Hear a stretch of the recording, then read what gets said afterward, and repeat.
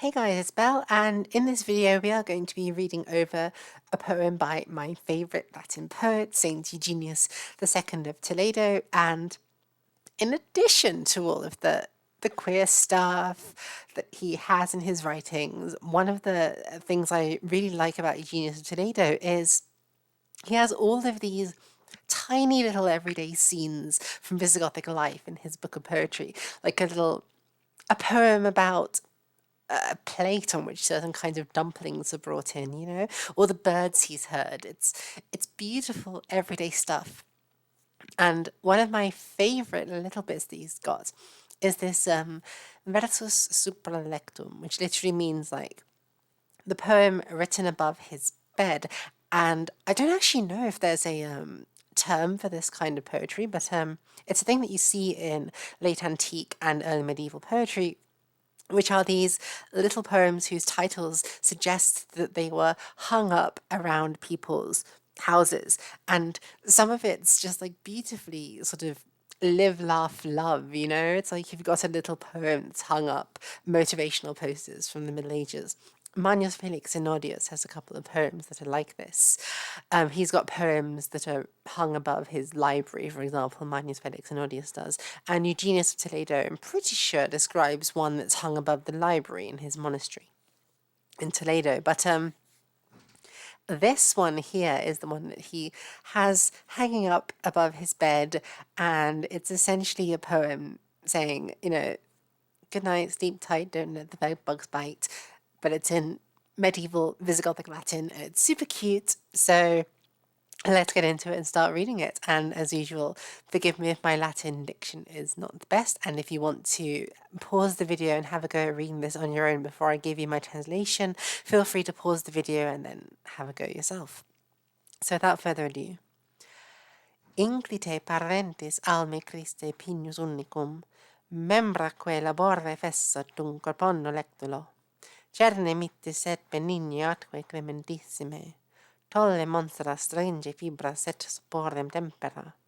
Improba ne dum quiete praegravantur viscera, demonum fra re maligna sentiant pericula, imperatum nipotens proculo procul, effuge demon, ne fraude nostrum possis adire dorum, ne somno turbes, nec mortis vincula ministres, nec fallas animam sordibus ipsimeam.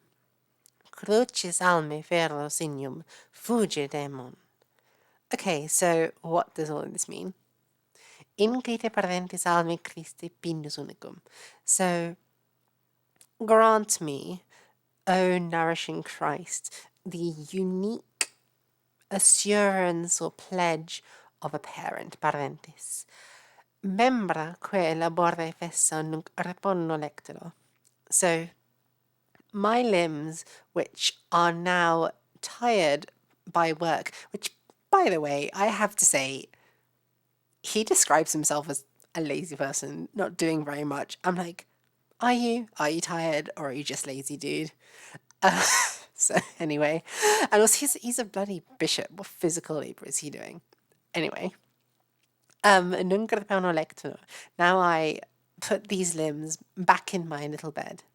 My silly little bed to get my silly little sleep for my silly little health. Cerne mitis et benigni atque clementissime. So behold, O merciful and kind and most generous, kind deity. Tolle monstra. This is literally sort of take away the monsters. Like he's like Eugenius is getting into bed and he's scared because he thinks there's little monsters under his bed. And so he's reading this poem like, Jesus, please take away the monsters under my bed. It's so cute. How is he this cute?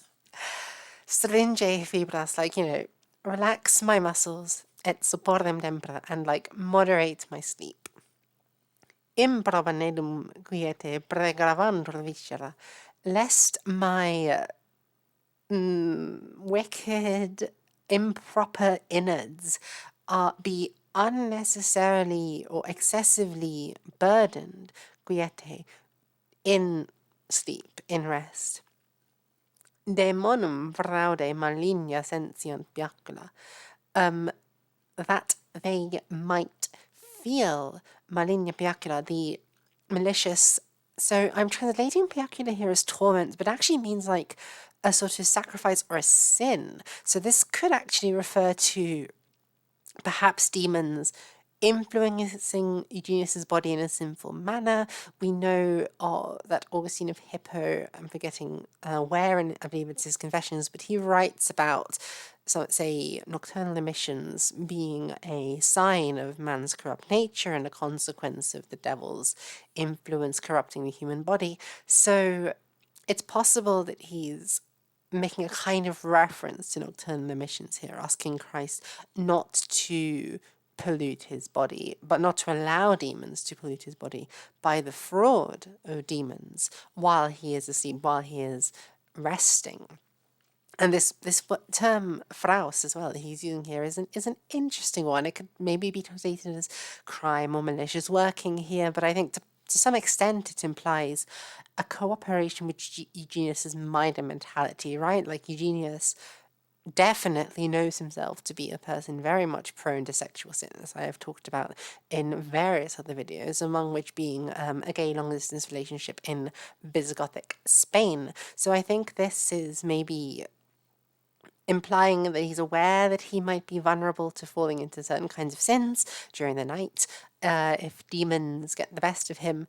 And so he's asking Christ that his body not become more inclined towards sin during the night by the working of demons. And then he goes on to say, Imbrat omnipotens. This is where Eugenius starts addressing the demons directly. The Almighty One commands you. Procolo procole fugidemon. Far away, very far away. Get out, demon. Ne fraude nostrum possis adire dorm. Lest you may approach our bed through fraud. So again, I wonder if this is some idea of Eugenius being tempted by the fraudulent offer that a demon is making, and therefore the demon is able to approach his bed. Ne somnos turbes, that you may not disturb my dreams, nec mortis vincula ministres, that you may not apply the shackles of death. Very dramatic language that he's got going on here, and this probably does not actually refer to Eugenius being afraid of dying in his sleep, although he actually was old at the time of writing this. He's writing this as an old man near the end of his life, and he has a lot of reflections in his book of poetry on his upcoming death and all of this stuff. So this could be a reference to that. It could also be a reference to death in a spiritual sense, the sort of application of such grave temptation that Eugenius falls into mortal sin. So it could be one of those two meanings going on here, or maybe both at the same time. And then Eugenius also tells the demon, nec fallas animam sordibus ipse meam. So lest you deceive or trick my soul with filthy things. Crucis alme ferro signum. I carry the sign of the nourishing cross. Fuge demon. Get out, demon. And so, there we go. That was the poem that was hanging above Eugenius of Toledo's bed, and he maybe read it before he went to bed, and it kept him safe from the demons. And I think that's extremely, extremely cute. I'd love to actually make a sort of carving in Visigothic script of one of these myself, because it'd be so cute to have just on a little bit of wood, you know? And yes, there we go. That was Eugenius of Toledo asking Christ to literally check the monsters under his bed. So, I hope you guys enjoyed that one.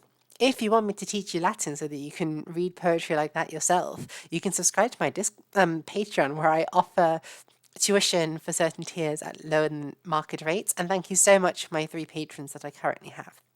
You can also join my Discord server, where I tend to post these glasses as pictures before I turn them into videos, so you'll get early access to them there. Until next time, like the video, comment, subscribe. Thank you guys so much for watching, and I hope you have a nice day. Bye everyone, and don't let the demons get you.